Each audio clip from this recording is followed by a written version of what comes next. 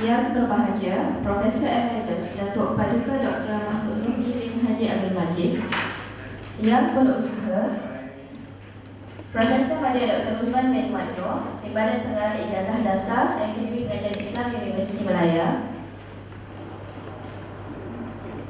Dr. Luqman Haji Abdullah, yang merupakan Ketua Jabatan Fiqh dan Usul ataupun Sekretariat Program kita pada hari ini. Yang dihormati barisan pensyarah, semua tetamu, datuk-datuk, datin-datin, tuan-tuan dan puan-puan sekalian, Assalamualaikum warahmatullahi wabarakatuh. Ahlan wa sahlan dan selamat datang saya ucapkan kepada semua hadirin yang memenuhi ruang The Cube Akademi Pengajian Islam Universiti Malaya pada hari ini. Bagi memberkati majlis kita pada hari ini, marilah kita sama-sama memulakan majlis dengan bacaan Ummul Furqan Al-Fatihah.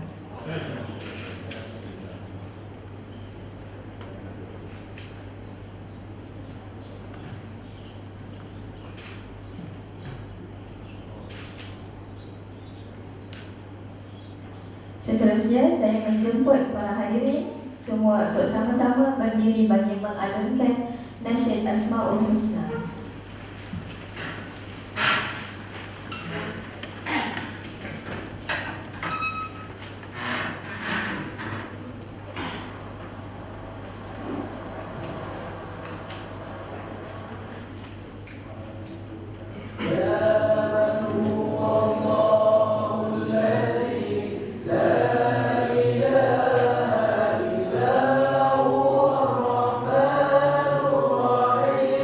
Allah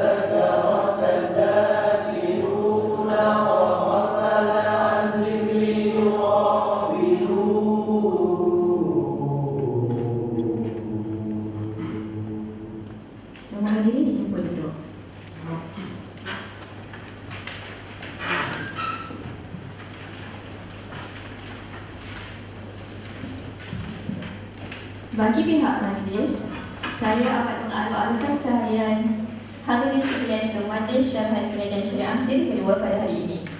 Dan pada hari ini, pihak Akademi Pengajian Islam Universiti Melaya sangat berbesar hati menerima kedatangan Yang Amat Arif Datuk Dr. Haji Muhammad Naim Mokhtar yang merupakan Ketua Hakim Syar'i Negeri Selangor, Datuk Hajah Aliza Sulaiman, Penasihat Undang-Undang Negeri Pulau Pinang, Datuk Rohana Abdul Malik yang merupakan Penasihat Undang-Undang Negeri Perak, perwakilan daripada agensi-agensi kerajaan, NGO maupun parti politik.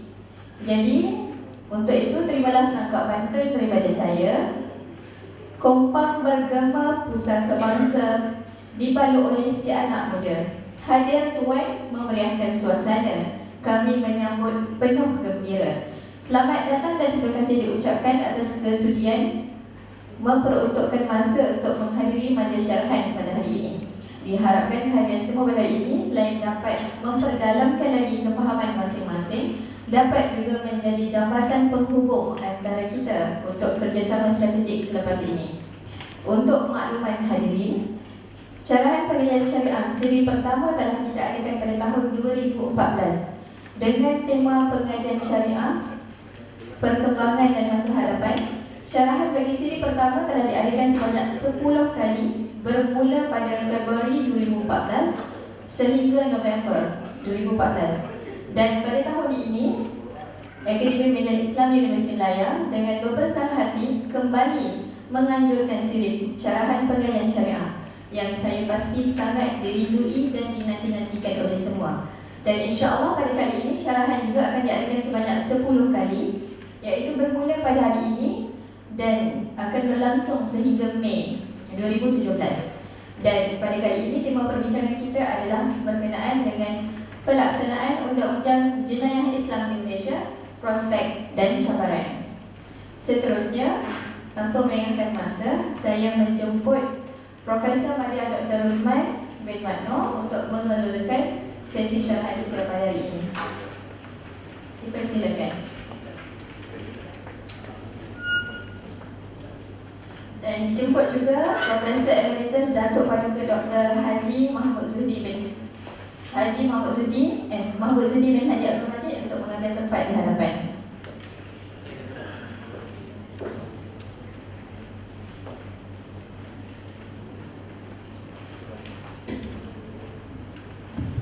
Bismillahirrahmanirrahim. Assalamualaikum warahmatullahi wabarakatuh. Alhamdulillah rabbil alamin wa bihi nasta'in. Wassalatu wassalamu ala asyrafil anbiya'i wal mursalin wa ala alihi washabbihi ajma'in. Muslim majlis yang dikasihi Profesor Emeritus Datuk Dr. Mahmud Zudi Abdul Majid, Profesor Emeritus di Akademi Pengajian Islam, dan juga sekarang bertugas di ISRA, International Syariah Research Academy for Islamic Finance. Yang Amat Arif Datuk Muhammad Naim, Ketua Hakim Syar'i Negeri Selangor, Datuk-Datuk Penasihat Undang-Undang Perak dan Pulau Pinang, Datuk-Datuk Nanti Perempuan, tuan-tuan sekalian.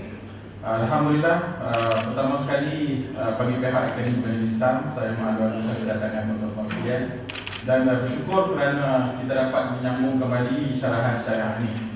Memang ramai yang bertanya sebenarnya bila kita akan mulakan semula program syarahan pengajian syariah ini, dan alhamdulillah hari ini kita dapat memulakannya.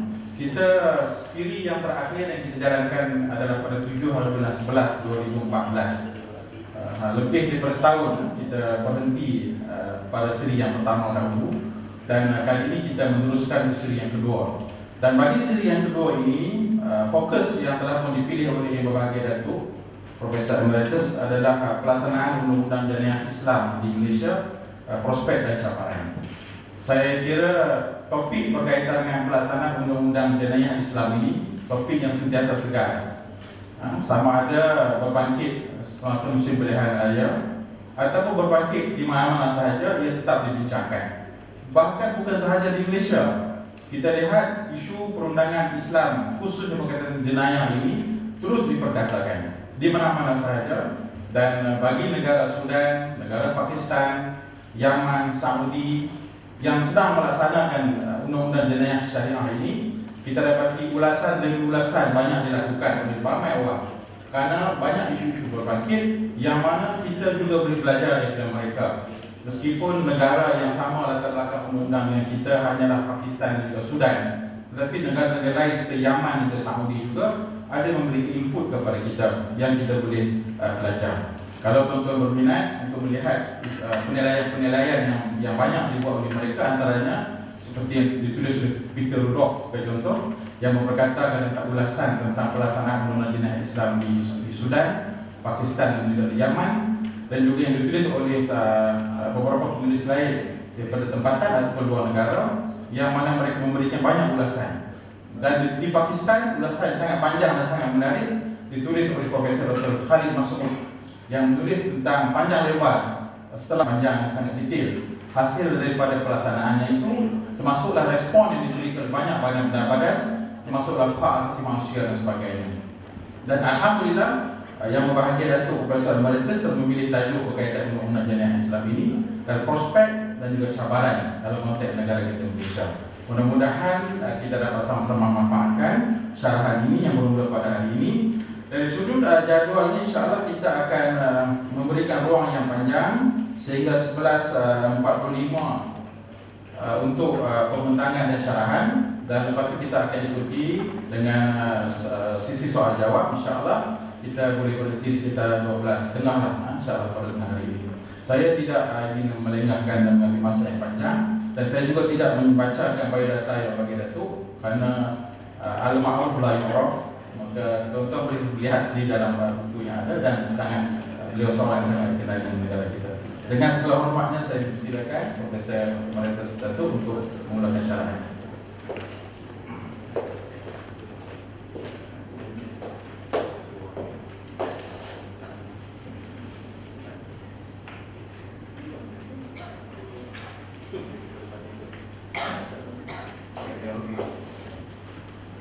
Assalamualaikum warahmatullahi wabarakatuh. Bismillahirrahmanirrahim. Alhamdulillahirabbil alamin.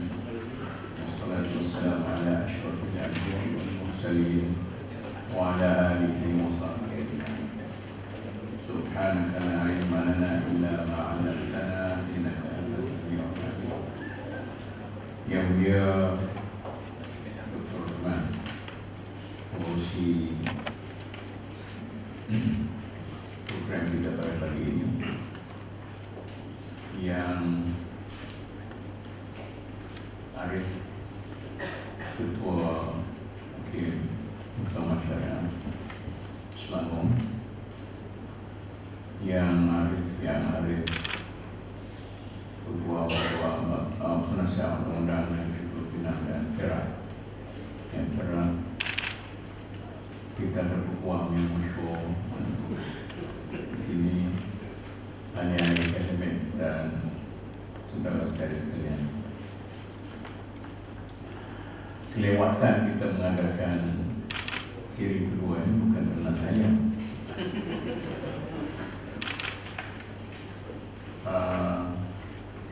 Tapi kebetulan saya sedang berada dalam banyak perubahan. Masa saya tulis nota-nota ini, pada waktu itu perbincangan tentang undang-undang syariah, undang-undang jenayah syariah di Malaysia belum lagi dikemukakan di Parlimen. Tapi baiklah, bab siri ini saya sudah tulis lama, tapi oleh kerana keadaan masing-masing dan saya pun sudah berlaku perubahan. Dulu masa saya bentang, dulu saya duduk di Islam, kemudian berpindah ke UIA Gombak. Kemudian masa saya membukakan persediaan untuk mengadakan syarahan siri kedua ini, saya masih di Gombak, tapi sekarang ini sudah kemana-mana. Itulah, selagi kita hidup kita bergerak. Jadi siri ini ada 10 siri. Siri yang pertama ini, syarahan yang pertama ini merupakan satu syarahan permulaan ataupun mukadimah kepada syarahan-syarahan yang akan diberikan. Dan oleh kerana syarahan ini melibatkan hal-hal akademik sikit, saya pun teragak-agak sama ada nak bagi data-data akademik atau sebaliknya. Tapi saya percaya orang yang tidak dalam bidang ini, dia sepatutnya mendengar huraian-huraian yang mendatar tanpa fakta-fakta akademik. Tanya orang yang tahu. Jadi orang yang sudah dalam bidang ini, dia sudah ada fakta itu. Saya sekadar memberi ulasan dan pandangan saja. Oleh kerana itu, saya akan mengelakkan daripada masuk fakta-fakta akademik sekian sebab saya takut berulang bagi orang yang sudah tahu dan tidak berfaedah bagi orang yang belum tahu. Saya akan gunakan yang sana. Tajuk syarahan kita pada hari ini ialah senario usaha melaksanakan undang-undang jenayah Islam di Malaysia. Pertama sekali saya nak nyatakan saya ini adalah seorang ahli akademik. Betul, saya dulu pernah campur politik, tapi sudah tolak 3. Tak boleh nak balik lagi. Cina buta pun tak boleh. Sebab berbagai-bagai lamaran, jemputan untuk saya balik kepada akademik. Saya kata, sudahlah, sekali saya sudah break dengan politik, kembali kepada politik, saya sudah break dan dunia politik bukan dunia saya. Mengambil bahasa yang digunakan oleh orang Indonesia, saya bercita-cita untuk menjadi guru bangsa, bukan nak jadi ahli politik untuk bangsa kita. Pertama sekali, yang apa itu undang-undang jenayah yang saya nak terangkan, yang sangat tak nampak sangat, yang mata pun dah umur pun. Okey, sebagaimana kita tahu, Islam adalah satu agama yang syumul. Sini semua orang tahu. Tengku Razali pun waktu PAS dengan 46 bergabung, dia kata Islam ialah adil. Sekarang tak sebut dah. Islam ialah adil, agama yang syumul. Ini diterima oleh semua orang Islam. Orang yang tidak menerimanya, mungkin orang-orang bukan Islam yang tidak menerimanya, mungkin kita tidak mengambil kira. Oleh kerana itu kita anggap ini adalah ijma'. Kemudian kesyumulan Islam itu termasuk sistem politik, sistem ekonomi dan macam-macam sistem lagi. Amat salah bagi seseorang pengkaji melihat Islam berasaskan pada sektor-sektor. Kalau nak lihat Islam, lihat kepada Islam sebagai satu. Jangan melihat Islam sebagai sebahagian-sebahagian. Dalam syarahan yang pertama saya mengatakan ada satu kesilapan dari segi ilmiahnya apabila orang cuba memperkenalkan gajah berasaskan kepada apa yang dia boleh rasa dan apa dia pegang. Si buta mensifatkan gajah mengikut apa yang dia boleh rasa. Yang menjamu ekornya, dia kata gajah itu macam tali. Yang jamu betisnya, dia kata gajah itu macam tiang. Yang jamu perut, dia kata macam dinding. Yang jamu belalai, macam apa, orang saya pun tak ingat cerita itu. Jadi soalnya sekarang ini, kelemahan masyarakat Islam di zaman-zaman akhir, oleh kerana Islam sudah begitu berkembang dan bidang-bidang pengajian Islam itu sudah dikhususkan, oleh kerana sifat ensiklopedik dalam Islam itu sudah tidak begitu dapat dilaksanakan lagi sebab Islam sudah berkembang. Oleh kerana itu, cara berfikir yang paling baik bagi seseorang yang memulakan pemikirannya ialah dengan balik kepada usul Islam yang asal. Jangan orang yang tidak berada dalam disiplin Islam itu cuba faham Islam mengikut aspek dan perspektif yang tertentu. Macam kita nak kenal Kuala Lumpur, kita kata saya duduk di Kuala Lumpur. Di mana? Di Pantai Dalam. Bawa kawan kita daripada kampung, jom kita pergi Kuala Lumpur. Malam sampai di Pantai Dalam, baru tengok besok, oh macam ni Kuala Lumpur. Rupanya Kuala Lumpur ni bukan bandar yang besar macam kampung kita juga. Sebab dia melihat Kuala Lumpur dari perspektif itu. Oleh kerana itu, bagi mubtadi'in, orang yang baru memulakan kajian yang tidak berasaskan kepada disiplin ilmu yang asal, dia punya hard skill, dia kena baca buku-buku yang basic, kemudian dikembang-kembangkan. Dari sinilah lahirnya ajaran-ajaran salah. Seorang yang tidak mempunyai asas yang cukup dalam Islam, dia melihat secara mendalam dari satu-satu perspektif, maka dia mempunyai pahaman yang bersifat serpihan.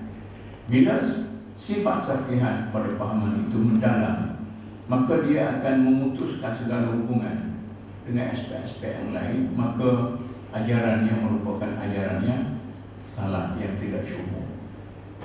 Oleh kerana itu, kesyumulan ini kita perlu pastikan. Undang-undang Islam adalah sebahagian daripada aspek yang penting dalam syariat Islam. Tetapi undang-undang ini perlu mempunyai berkaitan yang rapat dengan ekonomi.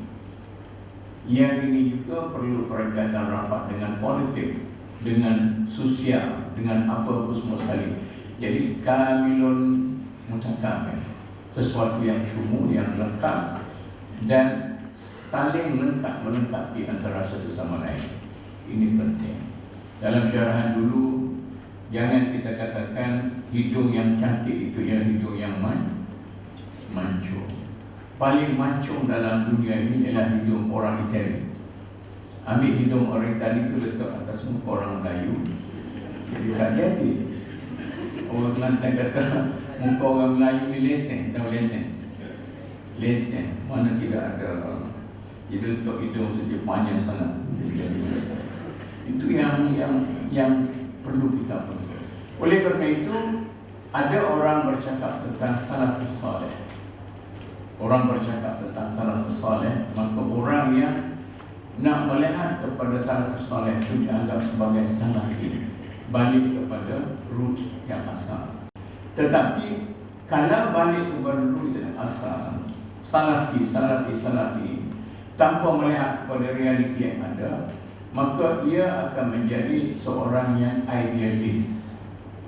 Seorang yang idealis yang tak tahu merealisasikan sesuatu dalam realiti yang ada. Semalam hari ini perbincangan sama ada boleh kita kaitkan Ibn Taymiyah, Ibn Qayyim dengan Daesh, dengan IS. Jadi orang yang Salafi ini, Ibn Taymiyah, Ibn Qayyim, apabila berlaku kemunduran dalam cara berfikir pada waktu dia kata saya nak balik kepada as-salafus salih, maka dia telah mentafsirkan pandangan-pandangan salah berasaskan kepada realiti yang ada. Saya menulis Ibn Taymiyah sebagai seorang pejuang yang masuk dalam peperangan pada waktu itu. Jadi realiti itu telah mempengaruhi buku-buku beliau.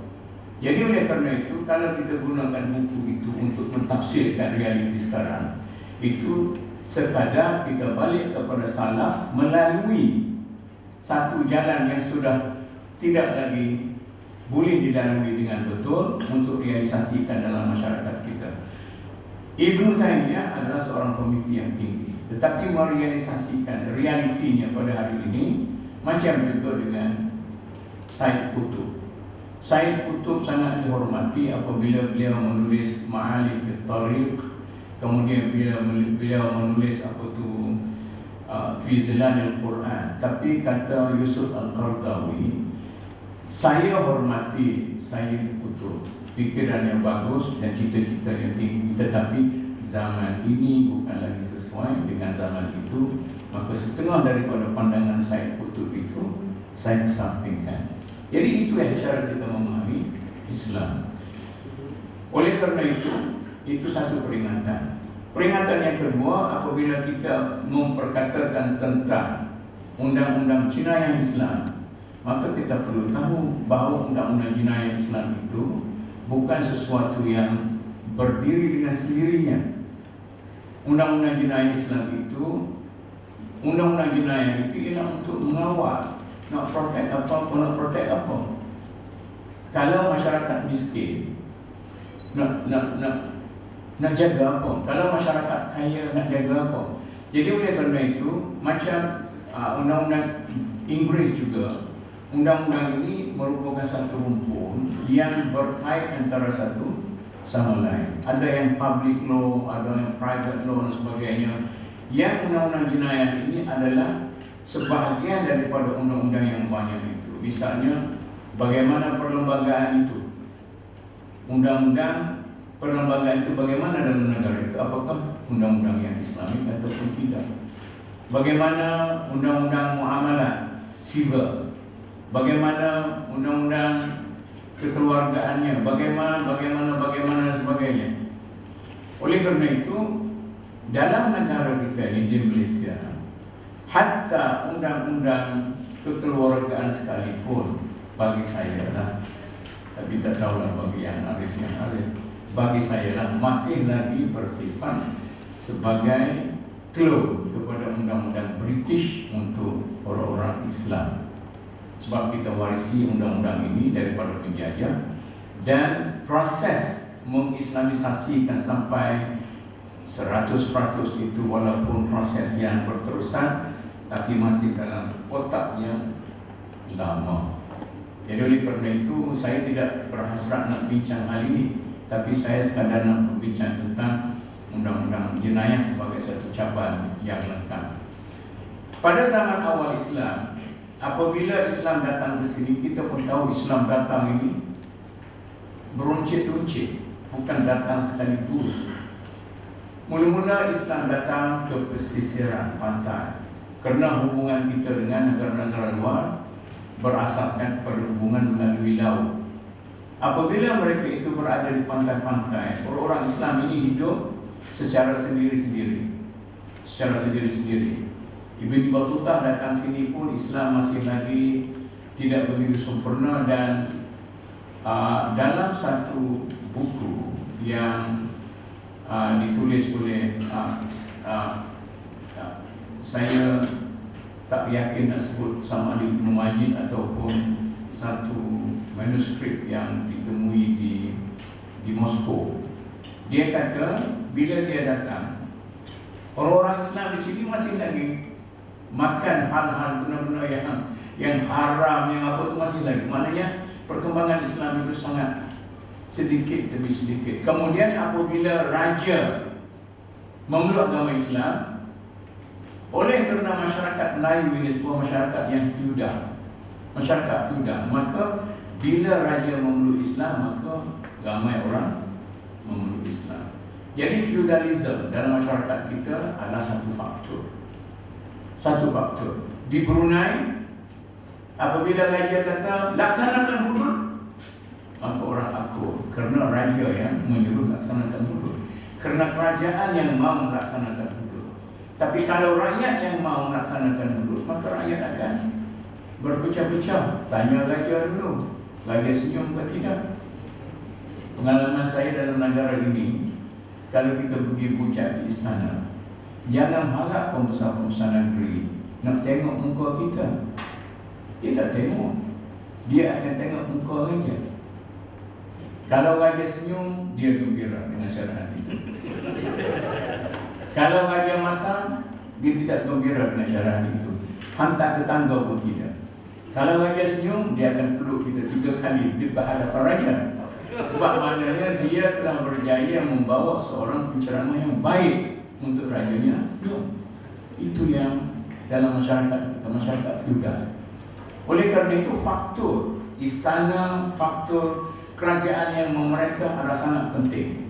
Rakyat akan ikut, kecualilah kalau sudah berlaku perubahan sosial, perubahan paradigma di kalangan masyarakat, daripada masyarakat feudal kepada masyarakat yang tidak feudal. Tapi perubahan itu tidak berlaku dengan begitu kuat. Dalilnya UMNO Barisan Nasional masih benar dalam negara ini. Feudalisme itu benar-benar dihayati oleh parti-parti politik macam ini. Artinya selagi parti-parti politik ini tegak, maknanya masyarakat kita masih bersifat masyarakat yang feudal. Okay. Oleh kerana itu, apabila saja Islam diterima oleh istana, orang masuk Islam, berlaku perubahan pertama sekali dari cara berfikir, pendidikan.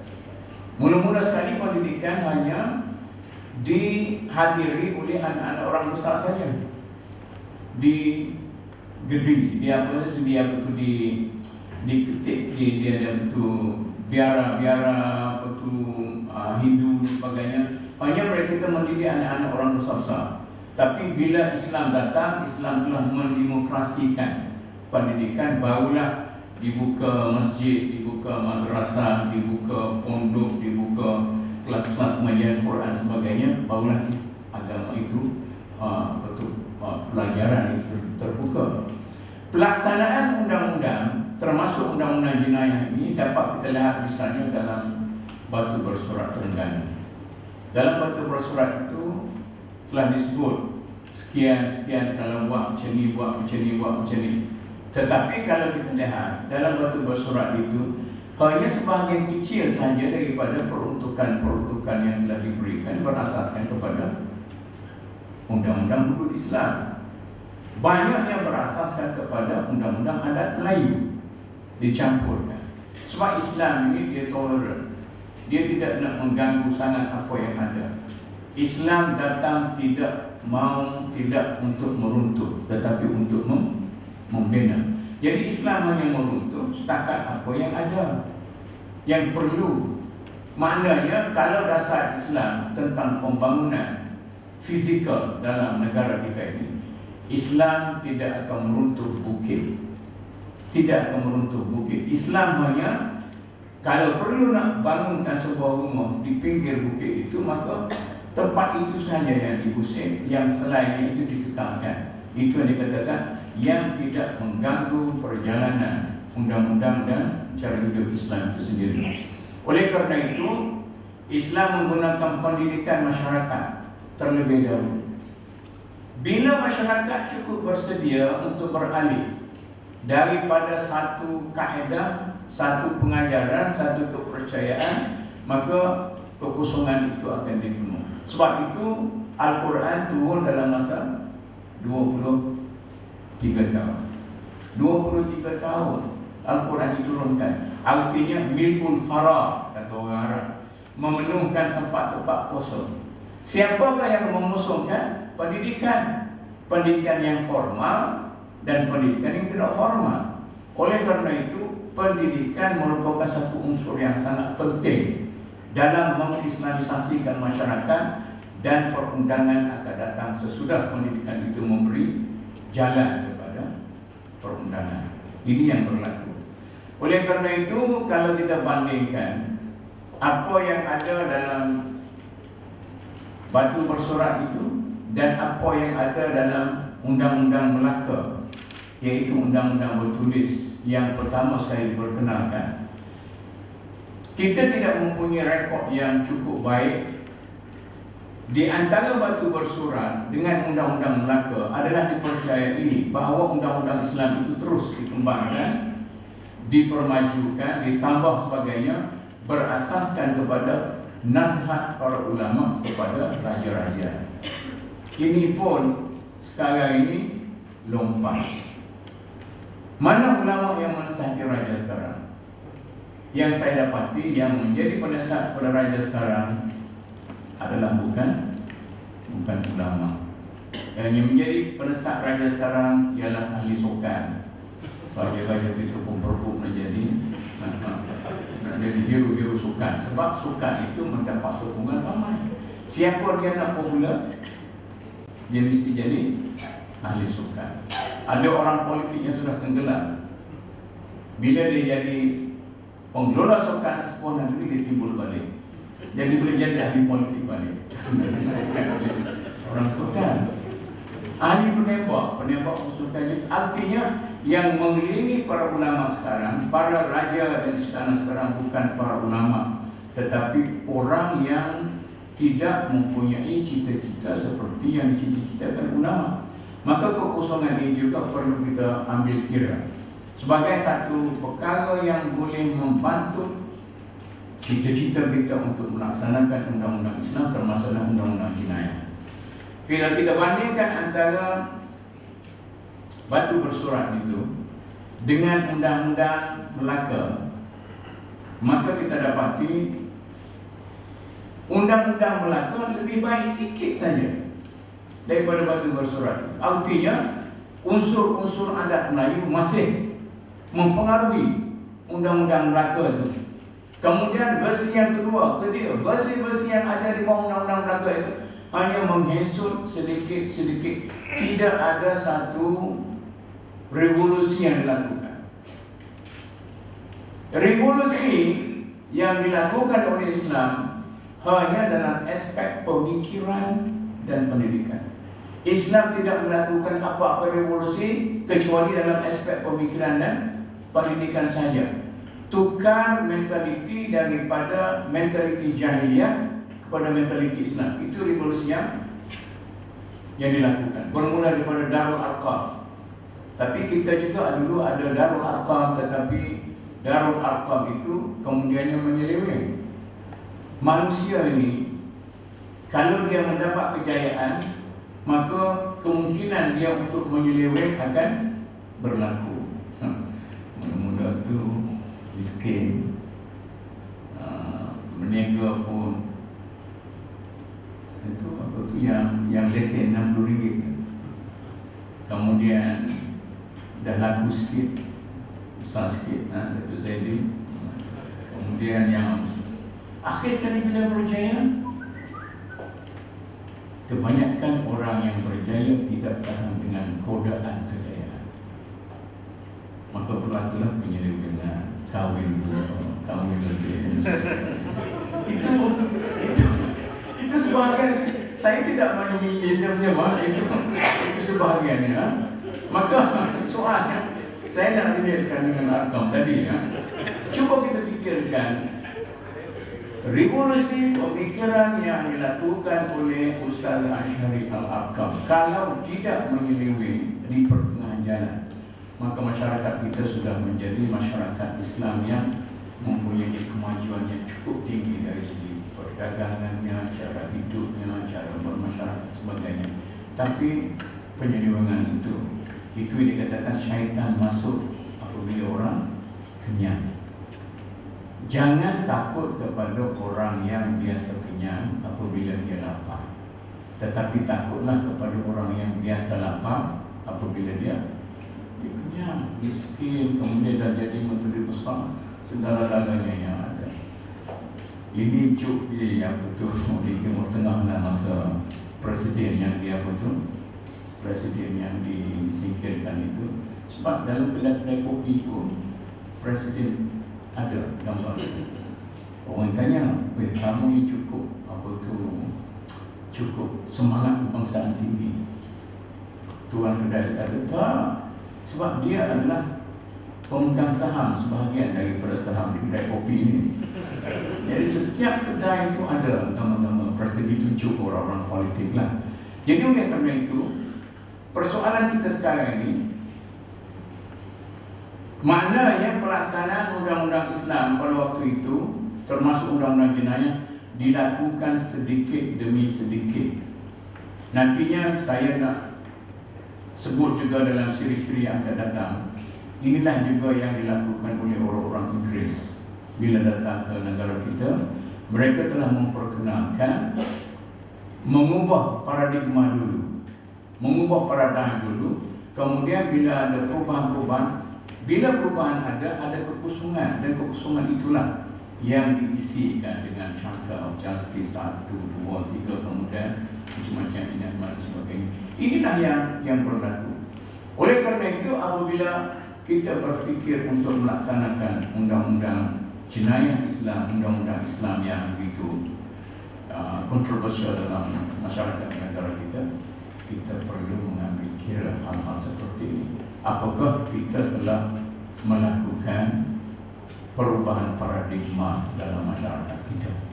Baik. Kemudian cuma dari segi fiqh, pada zaman awal dan keagungan Islam, jenayah sebagai pada zaman awal keagungan Islam, jenayah undang-undang ini sudah mempunyai pengalaman yang sendiri. Ada dalam, saya rasa kalau di sini pun dulu dalam subjek apa tu, subjek undang-undang jenayah diajar bagaimana perzinaan yang pertama sekali kesnya, bagaimana pembunuhan pertama sekali kesnya, bagaimana kes curi yang pertama sekali. Jadi ini segala pengalaman-pengalaman yang ada ini telah meletakkan undang-undang Islam itu bukan saja ada teks Quran dan Sunnahnya, tetapi ada pengalaman-pengalaman yang dilaksanakan sampai Islam itu berkembang sebagainya. Cuma dari segi fiqh, dari segi jurisprudensnya, apabila Islam dari segi pemikirannya, dari segi tamadunnya telah terbantu, maka fiqh kita fiqh juga terbantu. Bila terbantu kita fiqh ini, hasil pemikiran fiqh yang berlaku pada, katalah pada hujung kerajaan Abbasiyah atau Fatimi dan sebagainya, inilah yang kita warisi. Di Malaysia ini yang kita warisi ialah fiqh Nawawi. Hasil-hasil tulisan orang-orang seperti Imam Nawawi sebagainya, kita jadi asaskan kepada fiqh klasik kita.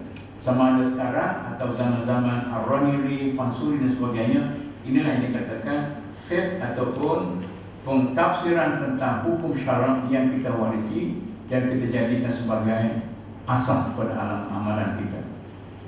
Saya tidak nak membicarakan dalam hal-hal yang lain, tetapi dalam hal-hal yang berkait dengan undang-undang jenayah pun sekarang ini kita masih berpandukan kepada fiqh klasik yang dibina pada zaman keagungan kerajaan Islam. Pada zaman keagungan kerajaan Islam. Maka itulah. Jadi kalau kita nak buat undang-undang hudud misalnya, yang menjadi rujukan kita ialah Al-Mughni Ibn Qudamah, ialah Al-Um lil Imam Syafi'i, dan macam-macam kitab klasik yang begitu mahal harganya. Artinya apabila kita nak berperang, kita menggunakan keris mantua, sebab keris itu adalah keris sakti. Itulah bandingannya sekarang. Jadi sekarang ini prinsip Quran ada, prinsip Sunnah ada, pengalaman pelaksanaan dalam zaman-zaman awal ada. Cuma dari segi literaturnya tidak begitu berkembang, kecuali baru ada setengah dalam tesis yang dilakukan oleh orang-orang terkemudian. Apabila kita agak terbuka sikit, tapi malangnya metodologi yang digunakan oleh pelajar-pelajar agama pengajian Islam dalam mengukakan tesis-tesis mereka itu agak terkebelakang. Kalau di sini mungkin satu hal lagi, kalau ini betul-betul ada orang UIA. Kalau di UIA itu kalau keluar sikit, ini bukan fake, ini ekonomi, ini undang-undang. Ini tidak boleh kalau dia tak mau, kalau kajian-kajian tentang fake itu mendarat, landing. Tak nak. Jadi fake ini mesti kita kaji tentang. Kemudian dia mula baliklah. Sebab itu banyak daripada tesis-tesis PhD yang dilahirkan dalam bidang pengajian Islam itu ialah recycle ilmu. Recycle ilmu, bukan ilmu-ilmu baru. Jadi oleh kerana itu, dalam syarahan saya pertama sekali saya kata yang ini kena rubah. Tujuan kita mengadakan tesis itu ialah untuk exercise bagaimana melahirkan ilmu baru, tetapi bukan recycle ilmu-ilmu yang lama. Ini yang menjadi masalah pada sekarang ini. Jadi oleh kerana itu, apabila kita nak draft sesuatu undang-undang sebagainya, kita terpaksa balik kepada fiqh yang lama, dan itu satu masalah kita. Nanti saya akan huraikan mungkin dalam, saya rasa dalam siri yang terakhir, dalam siri yang ke-10. Datanglah sampai 10, jangan datang pukul saja, jadi tak bersambung juga.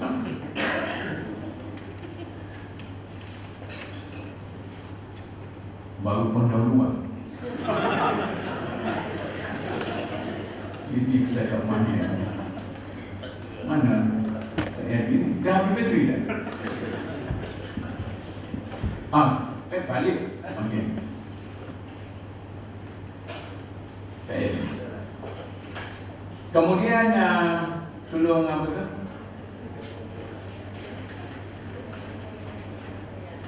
Dari segi latar belakang di Malaysia, sebagaimana yang saya katakan tadi, apabila Islam datang dan penganut-penganut Islam ramai dan raja-raja pun menganggap Islam adalah suatu sistem, maka Islam Malaysia telah melaksanakan undang-undang ini secara yang tidak eksklusif dan tidak inklusif, tidak jamak wa mani.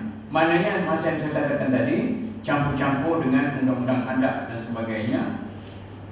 Belum selesai negeri-negeri di Malaysia melaksanakan undang-undang ini di negeri masing-masing.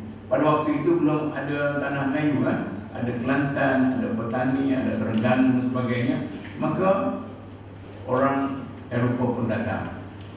Portugis tak sentuh,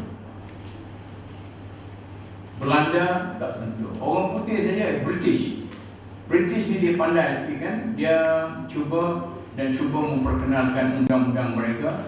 Sebagaimana yang saya katakan tadi, sedikit demi sedikit dia telah meruntuhkan kedudukan undang-undang Islam. Pada waktu penjajah datang, proses Islamisasi dalam negara ini belum selesai.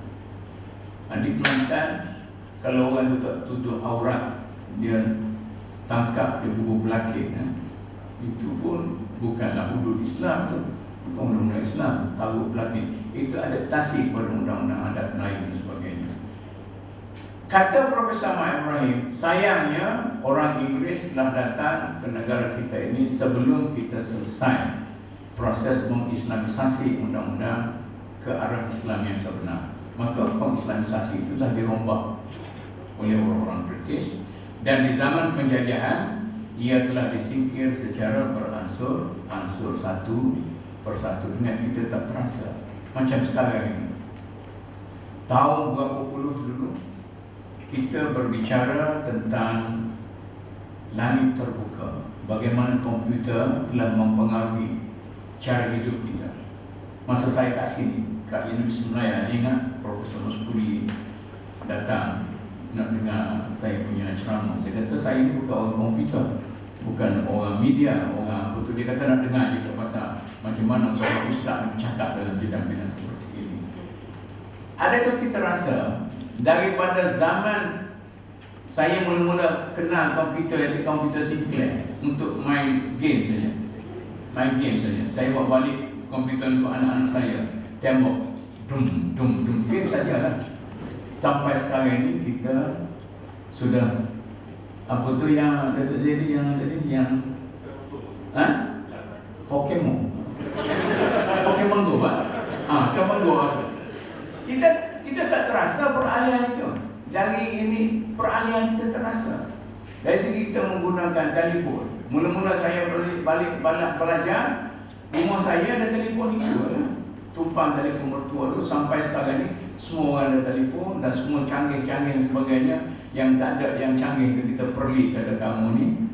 Saya hantar semua kepada rakan-rakan saya tua-tua yang belum mati. Saya kata gunalah telefon yang ada apa ni, ada smartphone ni, mudah saya nak hubungi awak sama ada awak mati ke awak hidup. Jadi sekarang ni saya adalah grup orang tua-tua dulu. Maksud kawan-kawan saya yang sudah tua-tua, saya rasa ada 7 ke 8. 7 ke 8. Tu pun 2-3 bulan sekali dia cerita lagi. Saya pergi jadi itulah perkembangan yang ada. Kalau dulu sudah tak ada semua sekali dah. Tidak boleh dihubungi kerana dia sudah menjadi peladang dan peladang tidak menggunakan telefon. Kena pergi cari rumah dia di sebelah bukit bawah dia. Itulah. Tetapi perkembangan ini tidak terasa.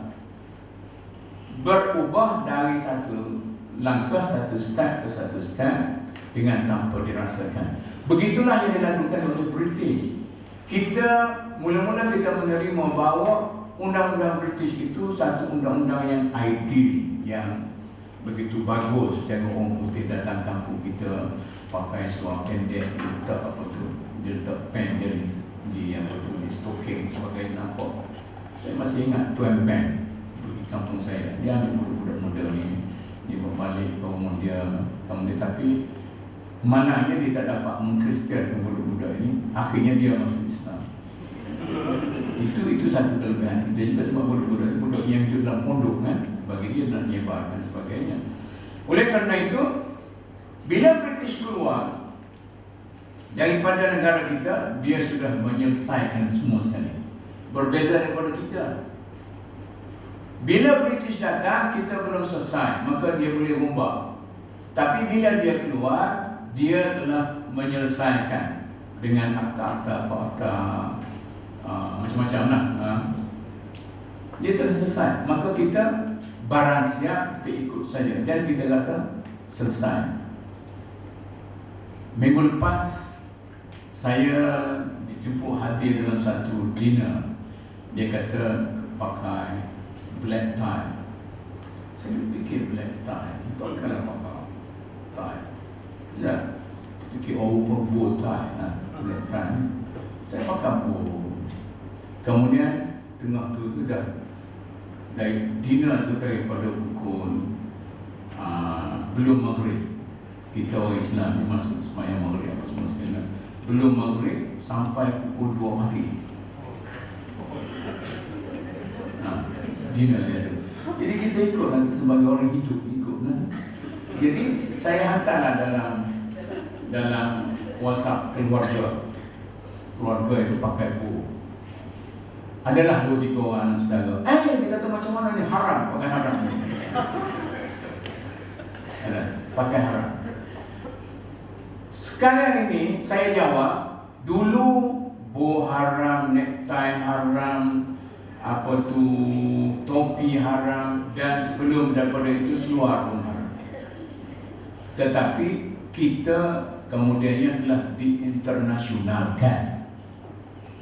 Maka kita rasalah benda-benda tidak haram lagi. Pada waktu mula-mula dulu, sesiapa yang pakai hal-hal ini, dia akan dianggap sebagai tali barut penjajah. Tetapi oleh kerana kemudian kita sudah selesa dengan penjajah, maka kita telah merubah. Silakan. Maka kita rombak segala paradigma kita sehingga kita boleh menerima dan kita menganggap pakaian-pakaian ini sudah merupakan pakaian antarabangsa. Saya masih ingat, saya nak ulang, bila saya bawa Anwar Zaini, Datuk Anwar Zaini dan Datuk Mashkuri pergi ke Kota Baru nak bincang kerajaan Kelantan dengan Nilam Puri. Saya sampai lewat sikit, dia sampai awal. Sampai-sampai tu dia pakai kopiah putih. Kata kopiah beli kat mana ni? Dulu kawan-kawan tak kira. Naik Chancellor, Timur Leste sama. Dia kata, tak boleh lah kita main Kelantan, kita nak pakai kopiah, sesuatu yang Aziz. Saya kata ni Aziz pun baru ya cukup pada dia. Maksud dia mesti nak balik, boleh cukup. Belum betul lebih teruk pada saya ni, dia punya apa semua, saya boleh dibuat kopiah itu. Jadi penyesuaian. Oleh kerana itu, apa yang mereka ubah mula-mula sekali ialah kita punya paradigma. Paradigma kita bahawa sebaik-baik undang-undang ini ialah undang-undang orang putih. Sebaik-baik orang ialah orang-orang Inggeris. Secerdik-cerdik orang ialah orang-orang Inggeris. Maka semua orang nak jadi orang Inggeris. Sebab tu tak tahu berat-berat, tak tahu cakap Inggeris. Dia keluarlah so sebiji. So aku buatlah. Jadi penginggrisan apa tu mentaliti. Macam-macam tu lah. Jadi saya rasa oleh kerana sejarah itu adalah ubur zaman yang menerangi masa depan, kita perlu melihat sejarah supaya kita dapat melalui jalan-jalan itu yang betul dan sebagainya. Dan oleh kerana itu bila British keluar, kita sudah selesa dengan undang-undang British. Maka kalau kita nak buat perubahan, orang akan kata apa lagi perubahan, kita sudah berada dalam kedudukan yang baik. Semua orang bercita-cita nak masuk syurga. kecuali para pensyarah universiti, sebab mereka sudah pun berada di syurga, tak datang pun tak ampun, tak panjang kopi. Itu tak masalah. Muka Aziz kata, kita orang akademik ni tak payah nak panjang. Mahathir itu tak betul berfikir sejauh mengenai kita, sebab kita duduk dalam bilik air pun kita berfikir. Itu selesa. Ya. Jadi kalau kita kata sekarang ni, orang universiti perlu mempunyai sekian-sekian KPI apa semua sekali, kita dah rasa tidak selesa. Bagaimana kita nak merubah orang-orang universiti daripada selesa dengan keadaan lama kepada keadaan baru dengan menerima KPI dan sebagainya, perlu kepada suatu proses yang cerdik, tidak macam proses yang dilakukan oleh kementerian sekarang. KPI kita kat universiti sudah menjadi satu pembohongan yang besar. Kita mengumpulkan data dan kita berbohong dengan data itu. 5 tak 10 nama lah. Tengok dalam neraka sesok, dia setiap pensyarah itu 3 hari kena ada dalam neraka. Apa sebabnya? Karena saya telah menemukan KPI, sebenarnya KPI yang tipu. File saya apa semua sekali. Saya senang tidak buat macam itu, tapi ini untuk diperiksa oleh pihak pemeriksa sebagai. Ini saya nak balik kepada perubahan yang akan kita lakukan dalam masyarakat ini perlu didahului oleh perubahan paradigma. Ini mungkin satu poin. Kemudian apabila kita nak menuntut kemerdekaan daripada penjajah, penjajah pun pandai menipu kita. Cuba, sian.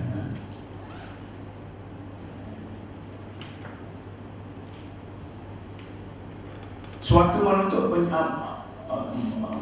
mencapai kemerdekaan, siapakah yang memperjuangkan kemerdekaan negara ini? Siapa? Para ulama, ilmuwan Islam, agamawan, sebagainya. Tetapi siapakah yang menerima kemerdekaan itu? Ialah orang-orang yang dipercayai oleh British sebagai orang yang boleh menyimpan kustodian kepada segala warisan yang ditinggalkan oleh British. Datuk Bahamala, Tok Jambunya, semua para ulama. Akhirnya mereka ini dicap sebagai penderhaka kepada negara, bukan penuntut kemerdekaan. Kemudian Baharudin Al-Hilmi, siapa-siapa lagi, ini adalah orang yang memperjuangkan berasaskan kepada agama. Jangan ingat bahawa kerana saya seorang agamawan, saya mempunyai ruang yang cukup untuk mendapat merebut sesuatu. Kerana kita ada musuh-musuh yang sama ada kita sedar atau tidak sedar. Mengapa pelaksanaan undang-undang Islam, terutama sekali undang-undang jenayah, hudud dan sebagainya, di negara-negara Islam yang lain, di Pakistan, tadi cuba dicontoh oleh pengurusi, dia takut nak katakan bahawa laporan itu negatif. Di negeri itu, di sini, malah pengalaman saya di Brunei, pada hari pengisytiharan itu saya ada di sana. Malam itu ada, besok itu ada. Bila Raja Brunei mengisytiharkan, maka Oxford University pada waktu itu juga menggugurkan doktor kehormat yang diberikan kepada Raja Brunei. Itu bagaimana serangan hak asasi manusia. Sekarang ini saya bebas bercakap. Saya tidak lagi menjadi komisioner kepada human rights dalam negara ini. Dulu mesti jaga-jaga juga. Bagaimana mereka itu dipergunakan oleh civil society untuk menyerang, gerakan kita untuk mengislamkan. Sampai sekarang ini pun ada rakan-rakan kita G25. Dan saya ini orang baik, orang yang baik, yang tidak benci kepada orang. Saya masih ada hubungan-hubungan dengan mereka itu pun. Kadang-kadang dia tanya soalan, saya kata soalan saya tak ada jawab, saya masih bodoh lagi, maka besok soalan lain lagi. Jadi maknanya kita ada banyak musuh di luar dan di dalam. Bukan musuh politik saja, musuh-musuh yang telah dikekalkan oleh orang-orang Inggeris Cuba tengok perjuangan untuk membahagi balik rezeki. British tinggal negara kita dalam keadaan orang Cina sangat terlatih untuk menjadi kaya. Orang India juga telah dilatih untuk menjadi orang-orang yang boleh merubah nasib mereka. Sedangkan orang Melayu, bila British keluar, kita masih jadi pelaut dengan perahu kecil, masih jadi petani kecil dan tidak tahu apa-apa tentang ekonomi.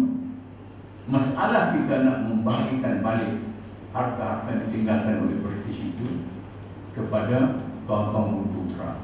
Macam itulah juga bagaimana rusak susahnya kita nak mengubah paradigma masyarakat kita untuk menerima undang-undang jenayah Islam, hudud dan sebagainya. Macamlah susah kita nak ubah paradigma orang kampung. Saya kata kepada keluarga saya, ini kamu ni pandai sangat buat apa ni, ayam percik. Ayam percik. Macam mana? Cubalah ayam percik, online ayam percik.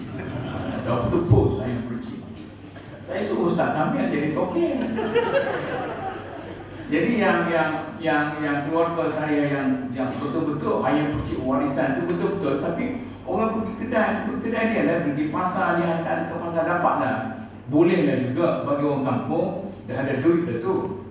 Tapi bagi orang semalam Syarifah, saya terpaksa tinggal tu untuk meluluskan 640 juta untuk orang-orang dia. Tengok macam yang dia buat apa tu lah, buat dinner malam tu lah.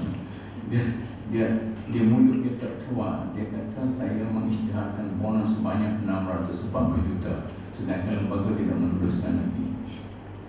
Itu kekuatan orang lain. Habis saya kata, bila saya pergi makan apa tu, yang Jepun tu sushi. Sedap apa sushi tu? Itu sedap apa sushi? Tak sedap. Tapi oleh kerana dia dipersembahkan dalam bentuk yang baik, maka kita rasa selesa kan? Kalau kita pergi tempat dinner bagus-bagus, dia letaklah rambutan sebiji, apa tu sedikit makan tu sedap. Umur kita sebakar pun tak sedap. Tak puas makan. Maka saya kata, banyak perkara-perkara yang boleh dibuat sushi. Misalnya nasi impek, Kelantan, saya nak Kelantan. Nasi tumpang boleh dibuat sushi. Kemudian sate, macam-macam. Saya bagilah saya punya idea, kumpulkan keluarga ni, bagi idea buat macam-macam. Boleh. Minggu depan tak ada. Pasal apa? Dia kata payah nak cari mesin dia, cari apa semua sekali. Kita dengan undang-undang macam tu. Mungkin kerana politik kita mula bersemangat. Tapi oleh kerana bila sampai kepada implementasi, saya tanya orang Brunei, macam mana? Tak tahu lah, dia kata rakyat masa-masa tu juga. Saya pun pakai baju yang kurang-kurang sikit. Saya suka macam tu. Saya pergi Saudi, dikurung di hotel. Saya kata macam mana nak tengok orang Saudi sebenar. Saya pun lari naik bas, penuh dengan bangla, busuk dalam bas tu. Rupa-rupa di Saudi itu tidak sebagaimana yang digambarkan di Riyadh. Saya pergi ke pasar semua sekali. Jadi kita tengok masyarakat. Masyarakat di Brunei belum begitu bersedia untuk menerima pelaksanaan hudud. Oleh kerana itu, hudud di Brunei sampai sekarang ini tinggal sebagai fakta undang-undang, tapi pelaksanaan ditangguhkan. Jadi belum tentu kalau kita boleh melaksanakan ini, boleh meluluskan satu undang-undang, misalnya undang-undang hudud seperti yang kita ada ini, dari segi pelaksanaan kita masih menghadapi masalah. Sama ada kita nak bertindak keras ataupun tidak. Orang kata kerajaan Malaysia lembek. Keputusan ada, tapi pelaksanaan macam-macam. Itu satu hal. Oleh kerana itu, penjajah tidak menyerahkan negara ini kepada para ulama kerana para ulama itu ekstremis. Tidak tahu menjaga warisan penjajah, tidak boleh mengekalkan sistem penjajah. Maka yang diberikan kepada orang-orang yang mereka percaya. Malah Datuk Un pun kebangsaan kuat sangat, walaupun boleh mewarisi sistem penjajah, tapi awak dari segi kebangsaan kuat sangat, awak keluar sikit, ambil orang lain yang lebih sesuai untuk itu, boleh menjaga dan sebagainya. Itu kita bukan nak katakan orang yang menerima kemerdekaan itu orang yang tak bagus, tetapi orang yang bagus pada waktu itu. Kemungkinan kalau kita merdeka macam Indonesia, maka negara kita berbeza daripada waktu itu. Raja-raja pula, bila perbincangan mengenai kedudukan Islam sebagai agama rasmi, nah itu raja itu tak suka, wakil-wakil raja kata tak boleh, sehingga dapatlah satu kadar yang minimum. Saya sebutkan di sini kekeliruan para raja, dan sampai sekarang pun kekeliruan itu masih berlaku. Sebab yang menjadi penasihat pada raja itu bukan para ulama, orang yang kuat main golf, orang yang kuat menembak, menembak balik ini, so orang-orang yang apa semua ini penasihat di sekeliling itu. Kekeliruan itu masih ada. Sekarang ini saya pun tak tahu apabila timbul kes koma Nela, apa tu saya kata tadi kan? Pokemon lah. Fatwa-fatwa daripada Majlis Fatwa Kebangsaan dah tak ada. Yang adanya daripada fatwa negeri. Kalau tuan-tuan orang yang cepat menangkap sesuatu, tentu sesuatu kita fikir, mengapa tiada lagi fatwa daripada Kuala Lumpur? Tan Sri syukur tak mana sekarang ini, tapi saya rasa dia masih hidup. Tapi tidak bersuara. Adakah mulutnya sudah ditutup atau dia sudah malas bersuara? Yang adanya ialah fatwa-fatwa negeri.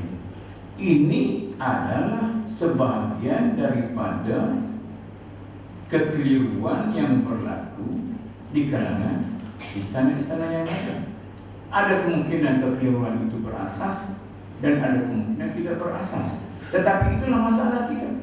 Maknanya kalau kita nak memperkenalkan sesuatu yang baru, maka istana-istana juga perlu diajak berunding, dihormati. Dan dalam negara kita ini, kita bukan hanya ada seorang raja, kita banyak raja. Malah di setengah negeri itu ada raja-raja, sebab ada dua raja. Satu raja yang sakit, satu raja yang sehat. Jadi kita telah mengambil kira. Tetapi apakah kita telah mengambil kira? Dan kelemahan para ulama, apabila kita menjelang kemerdekaan, sebelumnya ialah para ulama lah yang mengajak masyarakat menentang Melayu Union, yang meminta penjajah keluar. Tapi apabila menerima kemerdekaan, ulama hanya diminta fatwa, minta nasihat bagaimana menentukan hari merdeka. Ayah Paula Badawi memberi nasihat kepada Tengku Abdul Rahman, hari yang baik ialah hari 31 Ogos bersama sekian-sekian. Itu saja peranan ulama. Menjadi apa itu kita katakan? Menjadi apa tu, bunga-bunga yang sedangkan semuanya dapat kepada orang lain. Dan rakyat itu juga merupakan rakyat yang tidak berpikir cerdik sekurang-kurangnya pada waktu itu. Oleh kerana itu, kemerdekaan yang kita terima adalah dianggap oleh Soekarno sebagai kemerdekaan yang separuh masa, kemerdekaan yang dihadiahkan. Saya tidak membicarakan tentang apa yang berlaku pada Indonesia, tetapi kemerdekaan yang menjamin bahawa sistem zaman penjajah itu akan kekal sekurang-kurangnya pada suatu tempoh yang tertentu. Jadi sekarang ini kita nak merompak realiti yang ada, yang telah dijamin bahawa sistem British itu akan kekal. Tentulah memerlukan seorang yang betul-betul bijak. Kalau kita tidak bijak, maka kita akan berusaha tapi kita tidak akan berhasil. Ini yang yang kita hadapi sekarang. Bukan saya katakan jangan rombak, tetapi apabila kita nak merombak, maka kita perlu kepada suatu daya fikir yang tinggi, suatu inisiatif yang lebih, dan taraf kecerdikan yang cukup baik. Dan kita perlu lihat berbagai keadaan di sekitar kita. Barulah kita pengalaman saudara-saudara yang cuba membaiki kedudukan keluarga. Saya masih keluarga, nak baiki kedudukan keluarga kecil, okey, keluarga besar, anak, cucu, tapi anak saudara, sepupu, dua pupu. Pengalaman kita bagaimana kita nak merompak paradigma mereka itu. Begitulah juga dalam masyarakat ini. Bila kita nak memperkenalkan sesuatu yang lain daripada yang biasa, kita perlu kepada strategi yang cukup baik. Kemudian apabila kita menerima kemerdekaan, telah ditentukan kedudukan Islam sebagai agama persekutuan. Kedudukan Majlis Raja-Raja, okay. Inilah maksimum, kadar maksimum yang boleh dilakukan oleh pemimpin-pemimpin kita pada waktu itu. Kita cukup berterima kasih. Walaupun ada kekurangan-kekurangan, tetapi mereka telah berjaya mencapai kemerdekaan dalam kadar yang sekurang-kurangnya. Kita boleh bersyukur bahawa Islam masih lagi dipertahankan. Tengok hasilnya. Tanpa perakuan perlembagaan kita bahawa Islam adalah agama rasmi atau agama persekutuan, kemungkinan kita tidak ada majlis raja-raja. Dan ini pun saya katakan tadi, majlis raja-raja, punca kuasa kepada majlis raja-raja ini telah menjadi punca kuasa yang banyak. Kalau tidak ada majlis raja-raja, JAKIM tidak boleh ditubuhkan. Kalau tidak ada majlis raja-raja, JKSM tidak boleh ditubuhkan, dan macam-macam lagi. Dan majlis jawatan kuasa fatwa dan YADIM, YAKIM, IPIM, semua tidak dapat dilaksanakan. Itu kebaikannya. Tetapi kebaikan-kebaikan yang kita warisi ini belum cukup. Tengok bagaimana majlis raja-raja. Apakah majlis ini boleh berfungsi dengan baik? Katakanlah kalau majlis raja-raja memutuskan bahawa kita akan melaksanakan undang-undang jenayah Islam dalam negara ini, sebulat suara, tuanku-tuanku semua setuju. Siapa nak laksanakan? JKSM. Mampu tak? Tanya Datuk. Saya tidak, masih belum confident bahawa kita mampu untuk melaksanakan. Datuk sebagai hakim, ketua hakim negeri, lebih berpengalaman dengan saya kan, lebih tahu. Tapi saya menjadi anggota Mahkamah Apil Negeri Kelantan sebelum saya dipecat. Lama. Saya tengok peraturan ada, hakim ada, peguam ada, tapi cara hakim memutuskan hukum berbeza daripada saya pergi buat observasi di mahkamah lain. Cara peguam kita bawa kes agak berbeza. Cara rakyat yang hadir ke mahkamah pun berbeza. Di mahkamah syariah ini yang di Kelantan lah, Datuk kan? Di Kelantan, dia masuk mahkamah syariah macam dia masuk pasar ya. Dia masuk, dia nak keluar, nak hormat sikit, dia tak tahu sebab ini. Tapi kalau dia pergi ke mahkamah awam, dia buat macam tu. Tapi pergi ke mahkamah syariah, dia tak buat. Jadi ini sebab bukan jahat, tapi dia punya paradigma, dia punya paradigma macam tu. Dia sudah biasa bahawa mahkamah syariah ini standarnya. Jadi bagaimana kita nak baiki? Kerajaan telah melaksanakan tugas mereka itu daripada mula-mula merdeka. Saya ingat saya muda-muda dulu, saya mula-mula bertugas tahun 65 sebagai cikgu di Bacok, Kelantan. Pergilah pejabat qadi itu, kambing duduk tidur di depan. Qadi tak hadir lagi. Kemudian pukul 10 qadi baru hadir. Pergilah bawa kereta Toyota Jeep, kereta masa tu orang panggil kereta kopi Milo. Sebab orang kata bila aksiden keluar kopi Milo. Kereta jemput itu bohong masyarakat kan. Dia para juga lah. Masih tacak tangan terhebat macam car riding. Sekarang ni Jepun lebih baik pada Continental, kereta ada.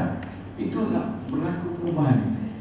Kemudian bila sampai parti, dia masuk dalam rupa-rupa keluar tu waktu sapu. Ni penyapu ni sapu tai kambing dulu. Malam tu kambing tidur di tepi dah semua sekali. Jadi dengan cara dengan apa semua, kerajaan telah mempertingkatkan kedudukan hakim-hakim syar'i sampai kepada sekali jusa macam-macam tadi kan. Tapi rakyat macam tu juga. Undang-undang telah dipertingkatkan, tapi rakyat macam tu juga. Jadi soalnya perubahan secara menyeluruh itu tidak dilakukan. Itu yang menjadi masalah kita. Oleh kerana itu sekarang ini kita masih bertuah kerana ada macam-macam lagi kedudukan raja-raja, ada kedudukan jakim dan sebagainya, dan infrastrukturnya ada, tetapi pengisian kepada infrastruktur itu belum kita lakukan dengan secara yang baik. Kemudian sebagai perkara negeri, kedudukan undang-undang mahkamah syariah dan sebagainya secara umum, kedudukan undang-undang jenayah mahkamah syariah di negeri-negeri, bangunannya sudah cantik, aktanya sudah bagus, undang-undangnya sudah okey, tapi budaya belum mencapai suatu tahap yang tinggi. Kalau tanya orang macam Tun Saleh Abbas dan sebagainya, dia tak boleh menceritakan bagaimana pengalaman dia dalam saya kebetulan dengan beliau banyak tahu juga. Jadi saya nak cerita ni, kami masa di Kelantan tu, saya dapat pengalaman dengan Tun Saleh Abbas dan Tun CJ sekarang, Tuan Arifin. Jadi ini sudah kita belajar daripada mereka itu, dan dia pun bantu-bantu lah. Dia pun menerima keadaan yang seada-adanya. Sebab nak baiki banyak tak boleh lah. Nak baiki banyak tak boleh. Dia pun sebagai orang yang arif, taklah kata betul-betul. Tapi kadang-kadang meletup juga. Tuan saya kata, panggil semua hakim ni, aku nak ajar macam mana nak buat rekod pembicaraan. Tak pandai, dia tak betul. Nak baca pun susah ni. Tapi sekali tu lah, lepas tu dia pun buat tak tahu. Ini bukan kerana kita bodoh. Saya ambil contoh tradisi saja. Bukan kerana kita bodoh, tetapi kita belum melalui proses yang dilalui oleh orang-orang British, undang-undang British dalam negara kita. Mereka itu sudah mula daripada lama masuk ke negara kita, bawa undang-undang daripada negara dia, perkenalkan di sini, kemudian cuba sesuaikan dengan keadaan, dan apabila mereka keluar meninggalkan negara ini, kita mendapat kemerdekaan, standar itu dah ada. Jadi sekarang ini kita masih dalam proses mencapai standar itu di mahkamah. Proses bagaimana menjadikan undang-undang itu, undang-undang kita itu bagus, peguam kita bagus, mahkamah kita bagus, sebagainya. Jadi proses ini sedang berjalan. Kalau kita seorang yang cukup baik, cukup bijak, sebagai seorang rasul, kita boleh membuat perubahan yang drastik. Nabi lahir membawa perubahan yang agak drastik walaupun mengambil masa selama 24 tahun. Kalau kita ada ulama besar, kalau kita ada orang-orang yang betul-betul hebat, tetapi malangnya kita tidak ada. Kita tidak ada, bukan zaman itu lagi. Kita sekarang ini bukan berada pada zaman Nabi, bukan ada pada zaman Khulafa Ar-Rasyidin atau Khulafa besar-besar, ulama besar-besar. Kita semuanya orang-orangnya ulama pun kemerah. Kata nasihat ini. Kemerah ini istilah kedap, maknanya kambing yang kurus. Dhamir, kurus. Jadi kambing-kambing kurus ini, unta-unta kurus ini nak melompat macam unta-unta yang hebat. Orang panggil macam burung kediri, nak tidur burung gagak. Kemain gagak jalan macam Presiden Nasir.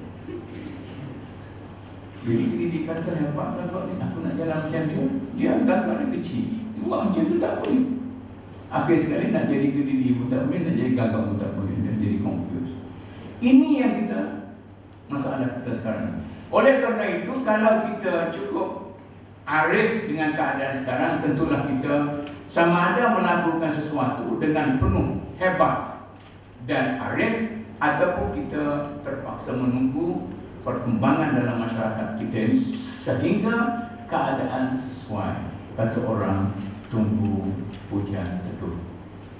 Jadi syarahan saya pada pagi ini bukan syarahan lagi, ialah mukaddimah pada syarahan-syarahan yang akan datang. Bidang kuasa jenayah di bawah mahkamah-mahkamah syariah dikontrol oleh perlembagaan, dikontrol oleh akta mahkamah syariah dan sebagainya. Setakat itu. Sekarang ini kalau kita nak melaksanakan undang-undang jenayah Islam sepenuhnya, kita perlu merombak segala hal ini. Apakah kita mampu merombak keadaan sekarang ataupun kita tidak mampu? Kalau kita mampu, kita rombak. Kalau kita tak mampu, kita biarkan perkembangan berlaku sehingga keadaan-keadaan itu berubah menjadi satu kedudukan yang lebih baik. Saya kata itu mudah paham. Kemudian satu persoalan yang itu tadi persoalan-persoalan dalaman. Tapi persoalan sampingan dalam masalah kita ini ialah satu, masalah dualisme dalam sistem perundangan Islam. Dalam sistem yang ada tadi, kita telah mempunyai kemajuan yang cukup, dan saya rasa dalam semangat kita nak memperjuangkan pelaksanaan undang-undang Islam dalam negara kita sekarang ini, saya rasa satu usaha yang lebih baik ialah kita mempopularkan semula itu punya ikon, iaitu Profesor Ahmad Ibrahim.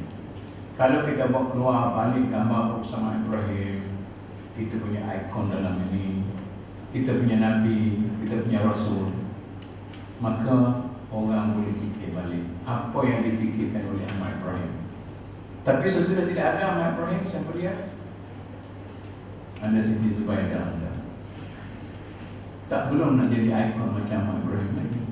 Jadi terpaksa bergantung. Sebab itu sampai dalam pemikiran Islam kita ada Imam Ghazali, kita ada Suyuti, kita ada Ibn Khaldun.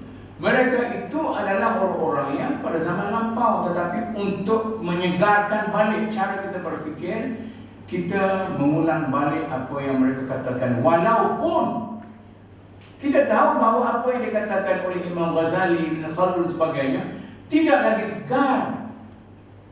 Amat salah bagi kita sekarang ini kalau kita menganggap bahawa apa yang dikatakan oleh Imam Ghazali itu adalah kemuncak pemikiran. Ya, pada waktu itu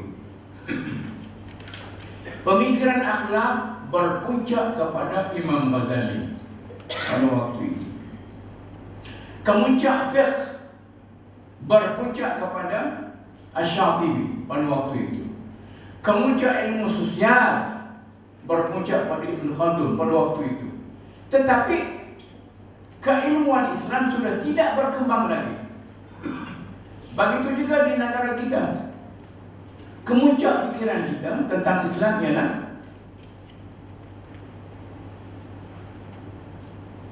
Ahmad Ibrahim, Profesor Ahmad Ibrahim. Selepas Ahmad Ibrahim, Dia punya sarang pun makin runtuh di UIA.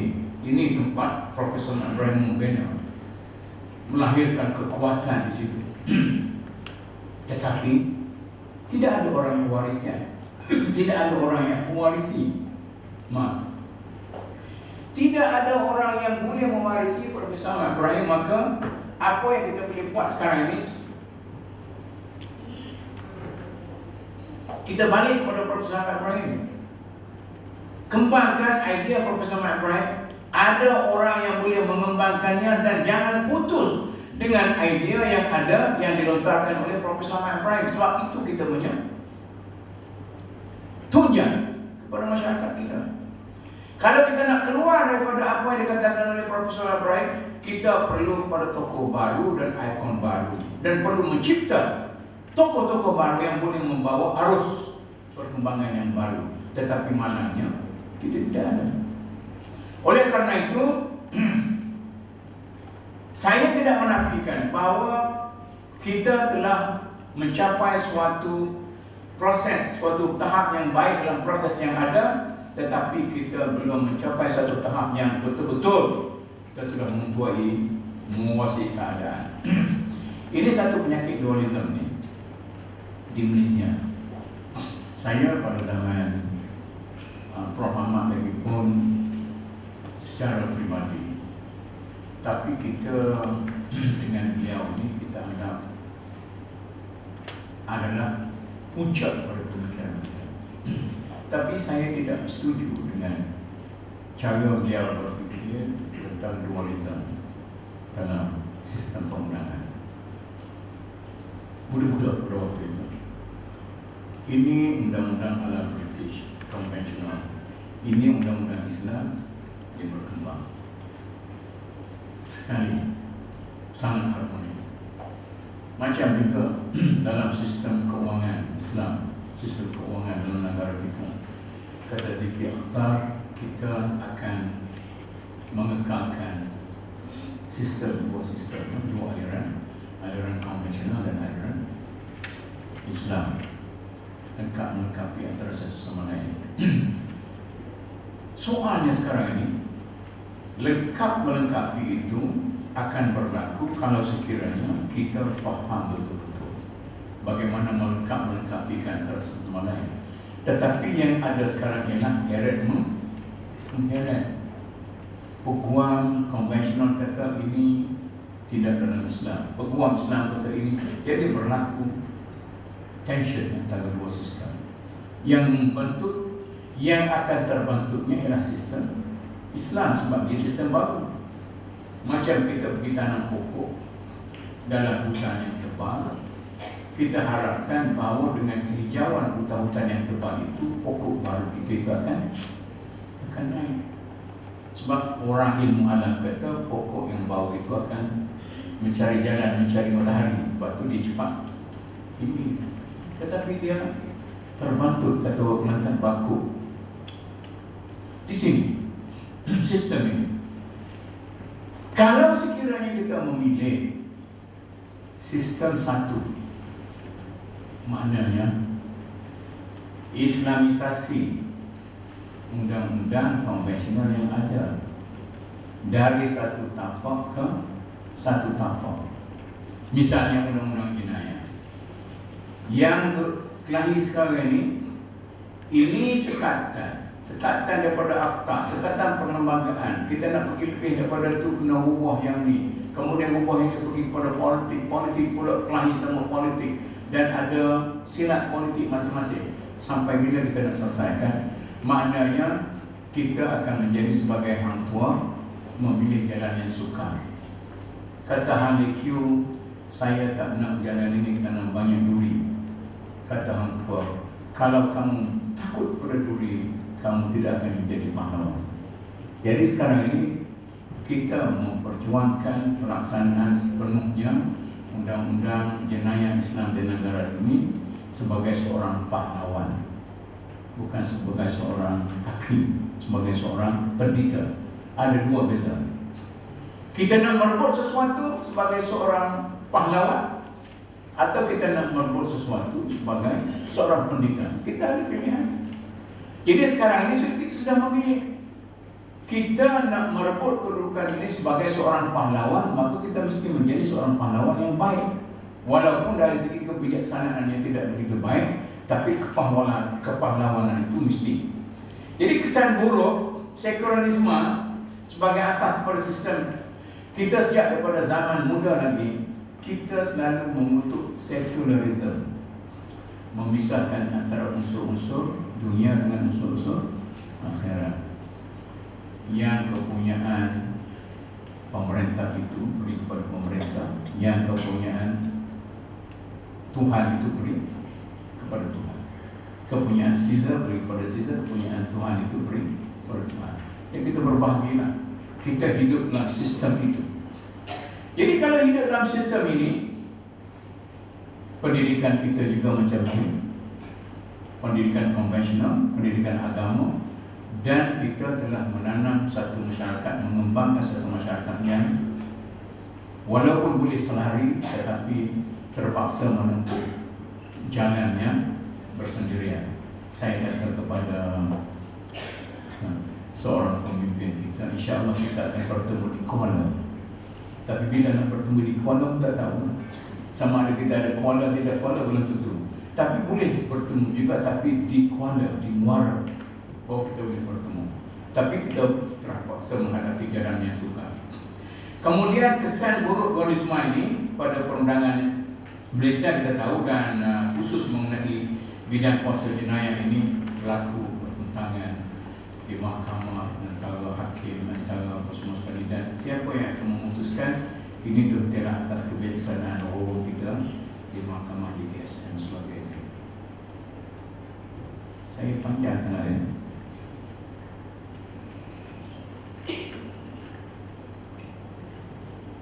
Apa lagi nak buka soalan ni pula. Kemudian pragmatisme dan kesan positif terhadap kemajuan ini satu lagi.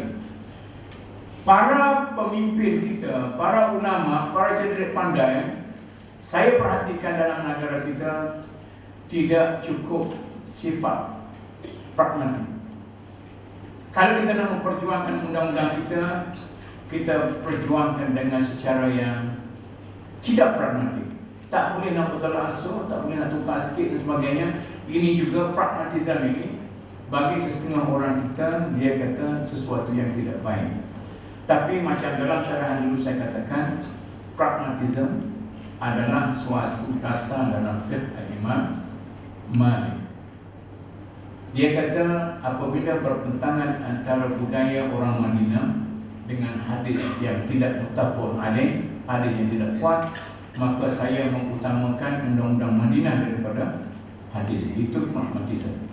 Sedangkan hadis adalah sumber maslahah manfaat yang adalah sumber yang terakhir, tapi dia mendahulukan yang akhir daripada yang awal karena pragmatisme itu. Oleh kerana itu, saya rasa dalam kita memperjuangkan undang-undang Islam dalam negara ini, kita perlu bersifat pragmatis. Kalau tidak, pelaksanaan atau perjuangan kita akan menjadi suatu perjuangan yang gagal. Dan begitu juga kita perlu mengelak daripada ekstremisme. Kita habis 11:45 dah. Okey. Sorry lah. Ekstremisme dan kesan negatif terhadap Islam dalam negara kita, ekstremisme dan sebagainya.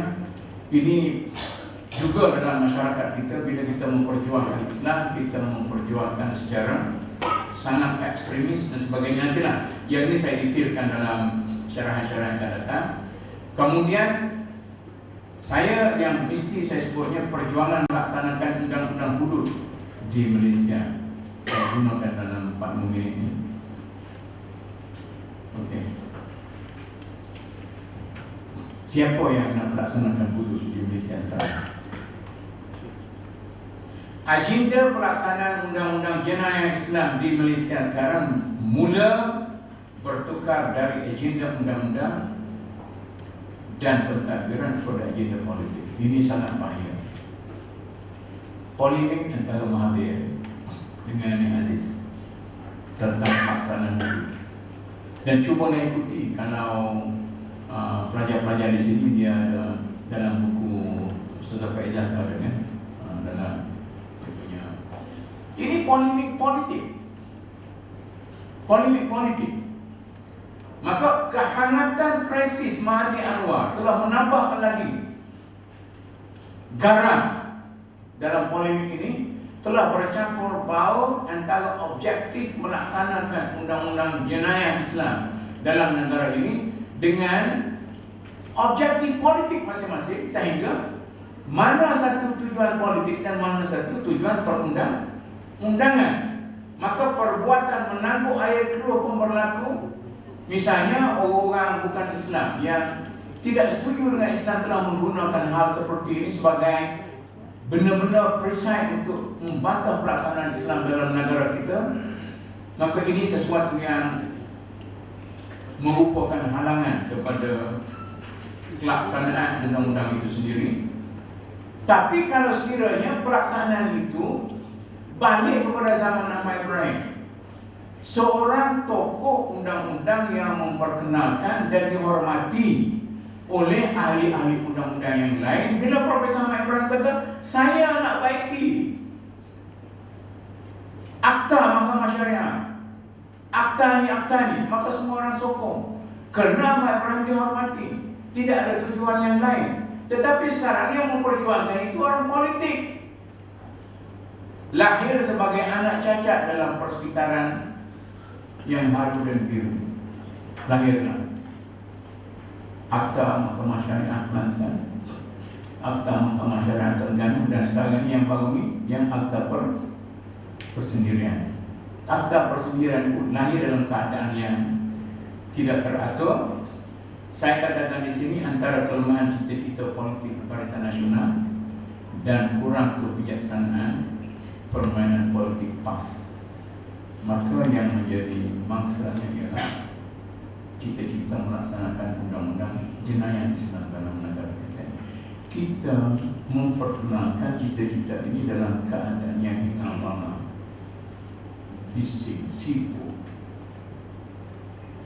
politik dan sebagainya.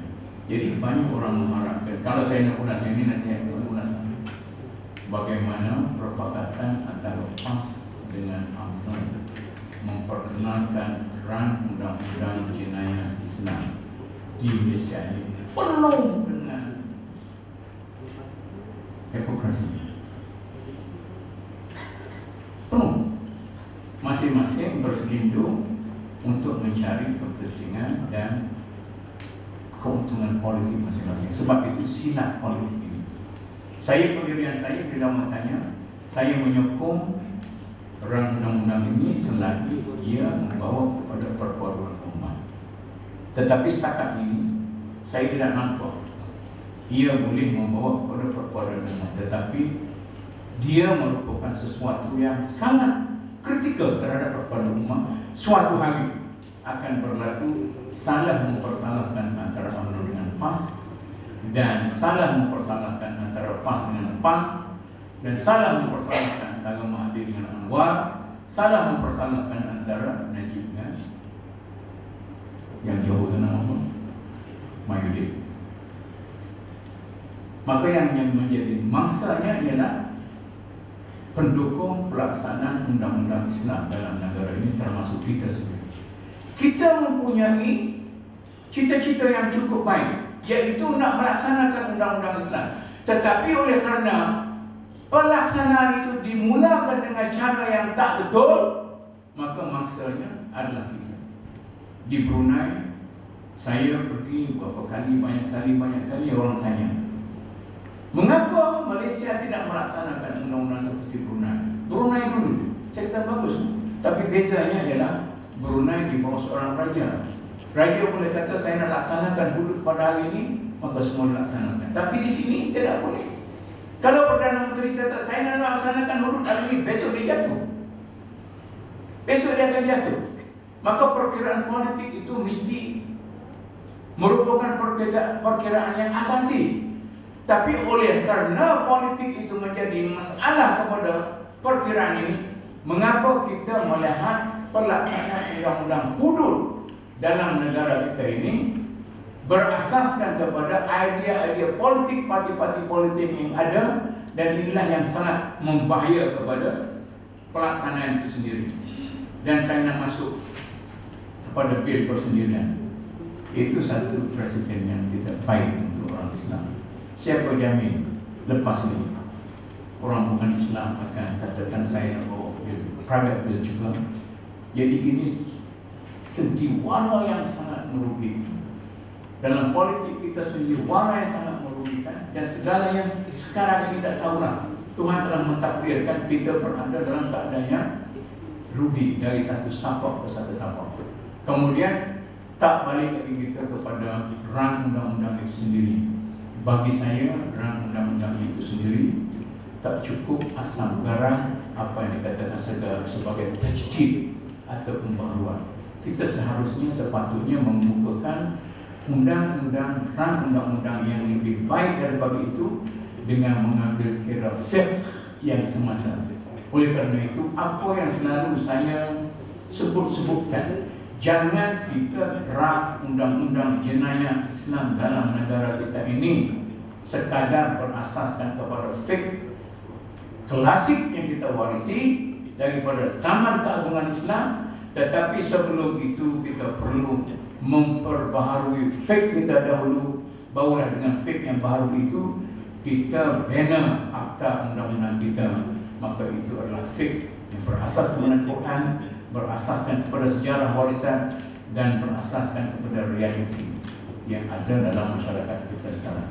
Iaitulah fikiran fiqh Malaysia dan fiqh Nusantara. Saya minta maaf kerana ini adalah syarah pertama saya belum dapat ijazah lagi. Saya bercakap dan saya telah menghabiskan masa yang lebih lama daripada yang diperuntukkan. Dan pengurusi pun kita tengok kat sana. Ya? Begitu. Mana masih ada kan? Begitu. Saya pun tak jadi nak bawa kat dia. Jadi saya simpulkan macam ini. Dalam kesimpulan saya katakan kesungguhan umat Islam di negara ini, kesungguhan umat Islam di negara ini untuk melaksanakan undang-undang jenayah Islam telah dikaburi oleh kepentingan politik dan yang berkepentingan. Tadi saya sebutkan, saya tak sebut tadi, macam apa tu, suci dalam debu. Saya asal cari lagu UK. Saya boleh lagu apa? Budak-budak kan dulu. Doktor Karim nama apa kata? Asalnya jual rencana ya. Kemudian jadi penyanyi. Ada kata-kata dia yang kelihatannya ada debu, tapi sebenarnya undang-undang Islam itu bersih, tetapi telah dikemukakan dalam keadaan yang berdebu. Itu kerja kita. Jadi peminat undang-undang Islam tahun ini bukan meruntuhkan projek itu. Itu mesti nak kita juga, tetapi membersihkan botol yang kelabu itu. Kemudian masalah perundangan perlu dijuarai. Ini tanggungjawab orang akademik. Sekarang ini orang akademik yang jadi penuntut. Sama ada menyokong PAS atau menyokong UMNO atau menyokong mana? Yang kata PAN maunya. Kita yang menjadi penyokong mereka itu, tapi sepatutnya kita yang menjuarai. Kami mempunyai alternatif yang cukup jelas bahawa kami adalah juara. Dan orang-orang politik hanya akan membantu kami di belakang. Ini tidak. Kamu ke depan dan saya di belakang. Kalau saya minta, saya beri. Jadi satu inisiatif. Apa yang perlu kekal? Satu inisiatif. Saya berfikir dalam syarah dulu saya katakan undang-undang ini nak hidupkan takaful. Dia sebagai asas kepada takaful kepada asas kepada pembayaran fisik. Dah 2 tahun dah kan? Terus mana? 2 tahun. Tak siap. Maknanya kita nak blame orang politik pun susah. Tapi akhirnya kita terpaksa blame diri kita sendiri sebagai ahli-ahli akademik yang tidak begitu serius dalam memperjuangkan apa yang kita katakan cita-cita kita. InsyaAllah kalau kita dapat atasi ini, dan saya masih berunding lagi dengan Dr. Zuman, kita tamatkanlah yang pasukan dulu itu, kita buat pasukan baru dan sebagainya, dan insyaAllah kita boleh membuatkan model-model yang boleh dilihat oleh orang politik. Saya nak cerita dari segi ini, dari segi projek menawarkan penyelesaian ini. Saya dah mengadap menteri-menteri pun, menteri kata okey lah, tapi sekarang dia kata mana tak ada. Jadi orang politik pun dia sebenarnya bodoh tau. Saya sudah percaya bahawa orang politik itu tidak secerdik kita. Cuma mereka itu berani dan mempunyai jati diri yang lebih baik. Mereka itu perlukan kepada kita masukkan saja, mereka itu akan berjalan. Tapi maknanya kita tidak boleh masukkan sesuatu untuk mereka itu. Jadi sekianlah. Wabillahi taufiq. Assalamualaikum warahmatullahi wabarakatuh.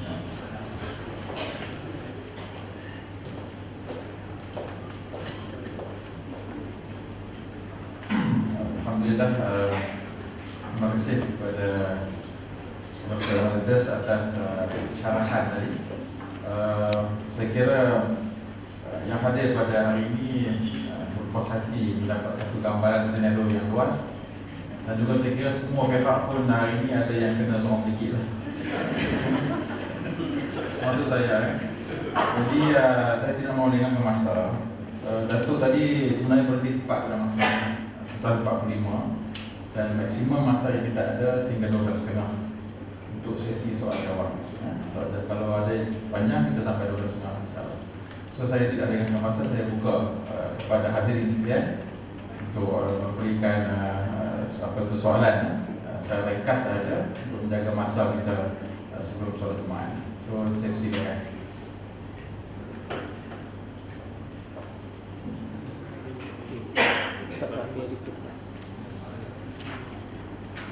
Tak ada soalan? Betul dah. Okay, yang mari betul silakan.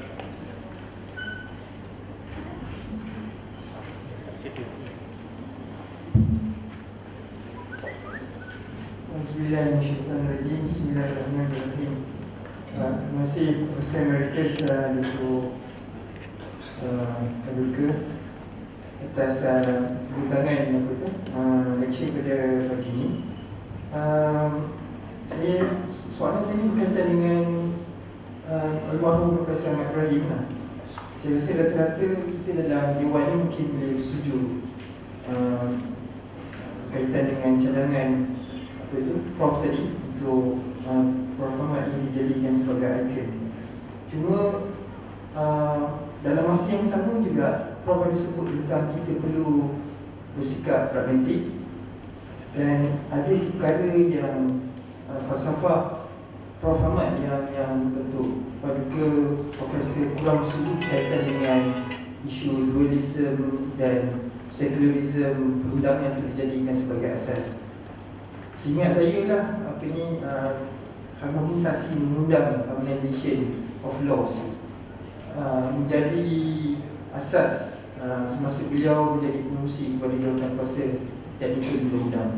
The harmonization of the law, maknanya undang-undang sibul itu dijadikan asas dalam membina dan mengubah undang-undang syariah yang terpakai di mahkamah syariah sehingga sekarang. So, jadi soalan saya ni untuk mereka, bagaimana kita nak mengimbangi antara persoalan cadangan Prof tadi. We have to be pragmatic, di mana dalam keadaan lembagaan kita yang menekan isu dualisme tadi itu, masuklah dalam konteks perkara 121A tadi itu, dan dalam masa yang sama juga Prof ada sebut tentang kita perlu ada sikap sebagai seorang pahlawan dalam konteks untuk memperjuangkan pelaksanaan syariah tadi itu. Dan dalam masa yang sama juga Prof ada sebut tentang tekanan jabatan-jabatan, khususnya jabatan mahkamah syariah itu sendiri dan mereka-mereka yang terlibat dalam sistem keadilan syariah tersebut. So, jadi perkara ini agak menimbulkan kekeliruan dalam fikiran saya tadi. Macam mana nak cuba nak swap semua benda ni dalam kita nak harmonikan perkara yang Prof sebut tadi tu. Terima kasih. Terima kasih Yang Mahir. Apa yang saya katakan, kita ada dua jalan untuk menjadi pahlawan yang lembut atau untuk menjadi pendeta yang memberi kebijaksanaan. Maka yang ada dalam negara kita sekarang ini ialah gelagat pahlawan yang kita tunjukkan, dan kita tidak menjadi pendeta. Jadi saya katakan tadi, ini satu realiti yang terpaksa kita terima. Sebab gerakan mengislamisasikan undang-undang jenayah dalam negara kita ini telah dilakukan dengan gelagat pahlawan. Kecuali lah kalau orang-orang kalian dapat menukar gelagat pahlawan itu kepada gelagat pendeta, itu belum jelas. Dari segi Profesor Ahmad Ibrahim ada dua kontradiksi yang kita kemungkinan. Satu, dualisme yang diterima oleh Profesor Ahmad Ibrahim, dan satu sifat keterbukaan ataupun pragmatisme. Profesor Ahmad Ibrahim dia percaya kepada dualisme dan dia percaya kepada pragmatisme. Saya percaya kepada pragmatisme tetapi tidak percaya kepada dualisme. Situ saja perbezaannya. Tetapi keunggulan Profesor Ahmad Ibrahim itu tetap akan dihormati walau bagaimanapun, sama ada dia percaya kepada dualisme atau tidak, pragmatisme atau tidak, tapi beliau adalah seorang yang sangat unggul. Oleh kerana itu, kalau kita balik hidupkan semula Profesor Ahmad Ibrahim, kita boleh sama ada mengekalkan sistem dualisme yang ada sekarang, tetapi segala penambahan kepada pihak Islam ini perlu dilakukan dengan secara yang bijak seperti dilakukan oleh Profesor Ahmad Ibrahim. Profesor Ahmad Ibrahim, beliau telah meletakkan dirinya mengatasi politik. Dia menjadi penasihat kepada kerajaan pusat. Apabila dia memberi hadiah dia, maka kerajaan pusat mengambil orang lain untuk mempertahankan pandangan kerajaan, iaitu rakan kita yang ada sekarang ini, iaitu Mazhar Gadang. Itulah Mazhar lebih gampang dengan dia. Jadi rakan kita di situ telah mempertahankan kerajaan pusat dengan secara yang di luar daripada apa yang Profesor Ahmad Ibrahim masa betul. Dia berhenti. Dia kata, bagilah dia menjadi penasihat dan saya berhenti dulu. Apabila kerajaan Kelantan jemput dia dan memaksa itu menjadi dalam lembaga untuk menerapkan undang-undang Mahkamah Undang-Undang Kelantan, dia pergi 2 kali. Kemudian dia rasa ini tidak sesuai dengan cara dia. Dia pun tarik. Itu cara Profesor Ibrahim bijak. Dia tidak banyak mengkritik tetapi banyak membina. Saya punya pandangan, untuk kita survive dalam dualisme ini macamlah di bank lah. Kita bank sikit lah. Sekali saya duduk webpad tentang bank, dan saya pun pergi duduk di Isra tu, saya nak tengok macam mana dia orang buat kerja. Hari pertama sekali saya punya proposal telah ditolak. Hari pertama, bila saya melakukan diri, saya kata saya bercita-cita nak melakukan sekian-sekian.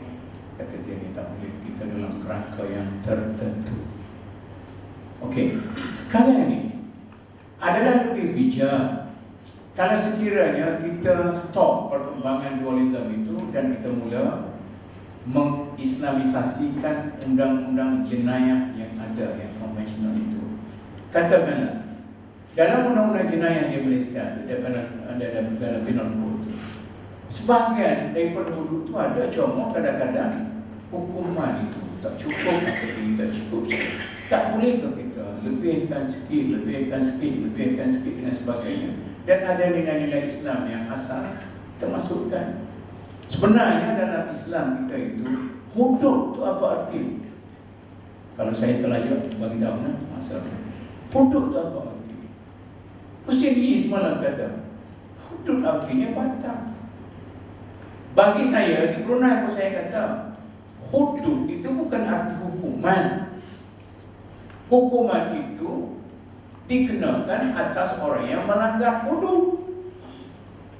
Maka hukuman itu dipanggil hukuman hudud, hukuman yang orang melanggar hudud. Tapi hudud itu menggambarkan bahawa masyarakat Islam mempunyai disiplin yang tinggi. Ini yang kita tak melihat. Maknanya bila kita